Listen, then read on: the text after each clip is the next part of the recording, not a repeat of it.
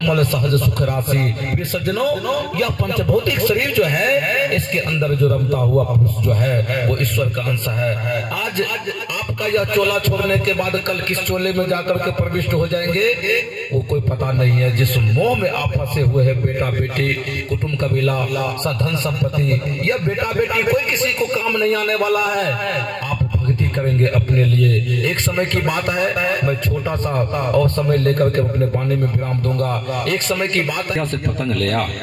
प्रिय सज्जनों, बच्चा जाकर के बाबा की कुटिया में गया, उस पतंग को बाहर उठा करके लाया।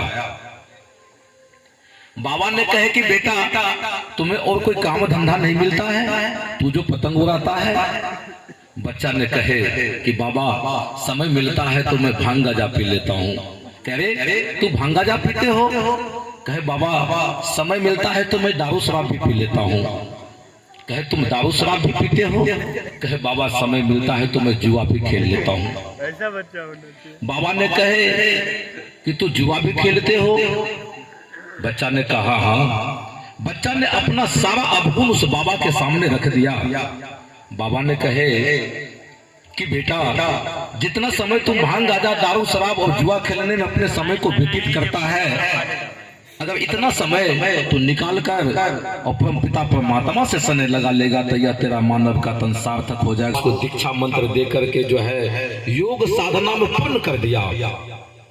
जब योग साधना में बच्चा जब पूर्ण हो गया, एक दिन ऐसा समय आया कि उस बच्चे के घर का याद आने लगा। बच्चा ने बाबा से कहे कि बाबा, आज हमको घर जाना है। बाबा ने कहे क्यों? कहे बाबा, आज मुझे गांव का बहुत याद आ रहा है, मुझे माँ याद आ रही है, मेरे पिताजी याद आ रहे हैं, गांव का सारा समाज याद आ रहा है।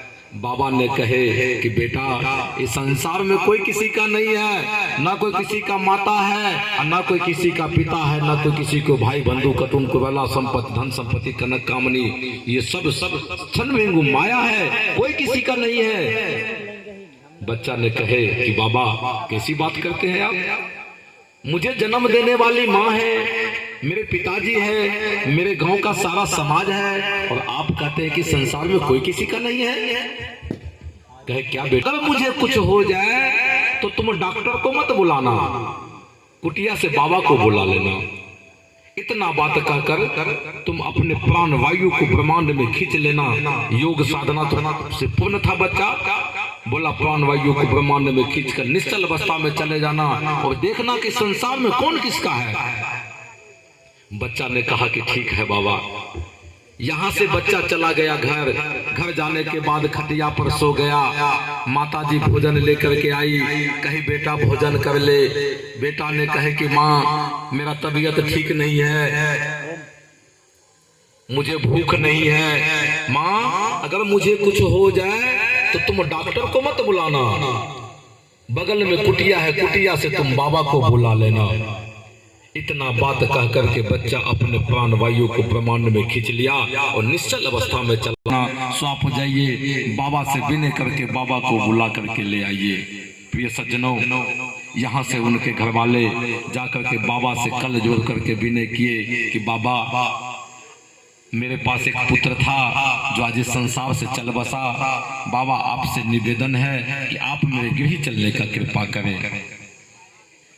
बाबा ने कुटिया में जाकर के 3 गो चीनी का पुड़िया बना लिया और जेब में डाल लिया और यहाँ से उसके साथ जाकर उसके घर पहुंचा। घर पहुंचने के बाद सारे गांव का लोग बोले कि बाबा आ गया, बाबा आ गया। बाबा यहाँ से जाकर के बच्चे को नवज को टोया। बाबा ने कहा कि ये बच्चे तो खत्म हो चुका है।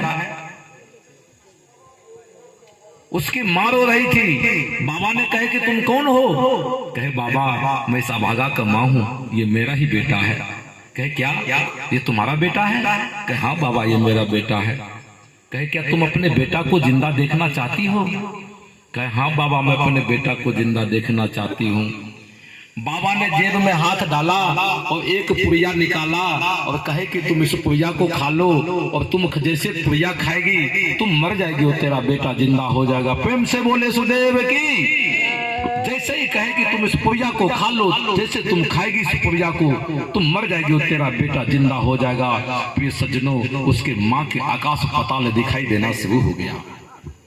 कहे बाबा किसी पोती पतरा में देखिए न दूसरा बेटा हो जाएगा। जो चला गया उसके लिए सोचना क्या। उसका पिताजी रो रहे थे कि तुम इसका पिता हो। कहे हाँ बाबा ये मेरा ही बेटा है। क्या तुम अपने बेटे को जिंदा देखना चाहते हो।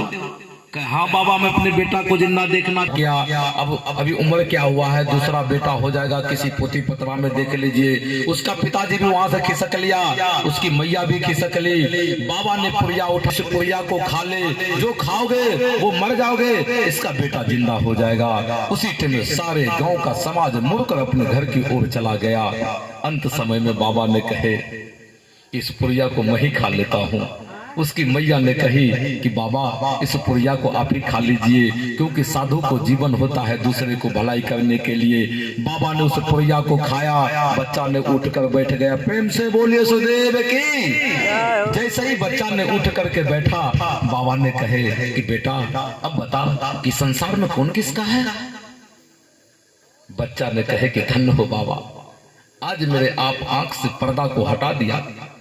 इस संसार में कोई किसी का नहीं है, ना कोई किसी का माता है, न पिता है, न भाई है, न बंधु है, न कुटुंब कबीला, धन संपत्ति, कनक कामनी, ये सब छल बेंगु माया है। एक मोह के जाल में फंसा रखा है। बाबा एक परमपिता परमात्मा के भजन भक्ति के सिवा यह संसार सारा शून्य है। उसी दिन से वे सज्जनों वो बच्चा ने मालिक की भजन भक्ति में लग गया।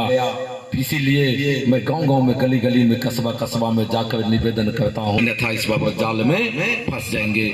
कहने को तो बहुत बात है, बड़े हमारे बहुत से वक्ता सब आए हुए हैं। मैं इसी शब्दों के साथ अपने वाणी में विराम देता हूँ। साहे बंदगी, साहे बंदगी, साहे बंदगी।